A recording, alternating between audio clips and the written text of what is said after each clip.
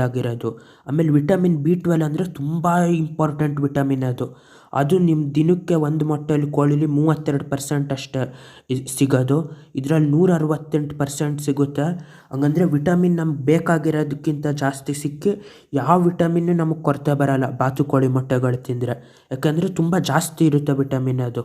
ಬೇರೆ ಬೇರೆ ವಿಟಮಿನ್ ಒಂದೇ ಇದ್ದರೂ ಜಾಸ್ತಿ ನ್ಯೂಟ್ರಿಷನ್ನು ಬಾತುಕೋಳಿ ಮೊಟ್ಟೆಲಿ ಕೋಳಿ ಮೊಟ್ಟೆಗಿಂತ ಜಾಸ್ತಿ ಇರುತ್ತೆ. ಐರನ್ನು 20%, ಬಾತುಕೋಳಿ ಮೊಟ್ಟೆಲಿ ಇದು 7%. ಆಮೇಲೆ ಫೋಲೇಟ್ ಅನ್ನೋದು 9% ಕೋಳಿಲಿ, ಬಾತುಕೋಳಿಲಿ 14%. ಇದಿಷ್ಟೊಂದು ವಿಟಮಿನ್ಗಳು ಕೊಟ್ಟಿದ್ದಾರಲ್ಲ, ಮಿನರಲ್ಗಳು, ಯಾವುದಾದ್ರೂ ಒಂದು ಕಡಿಮೆ ಆದ್ರೂ ನಮಗೆ ಕಾಯಿಲೆ ಬರೋಕ್ಕೆ ಶುರು ಆಗುತ್ತೆ. ಆದರೆ ಈ ಥರ ಮೊಟ್ಟೆಗಳು ತಿನ್ನೋದ್ರಿಂದ ಕಾಯಿಲೆಗಳನ್ನ ನಾವು ತಡಿಬೋದು. ಅದರಲ್ಲೂ ಬಾತುಕೋಳಿದು ಸಿಕ್ಕಿದ್ರೆ ನೀವು ತಿನ್ನಿ, ಯಾಕಂದರೆ ಅದರಲ್ಲಿ ತುಂಬ ಕಡಿಮೆ ಆಗುತ್ತೆ ನಿಮಗೆ ಬರೋ ಇದು.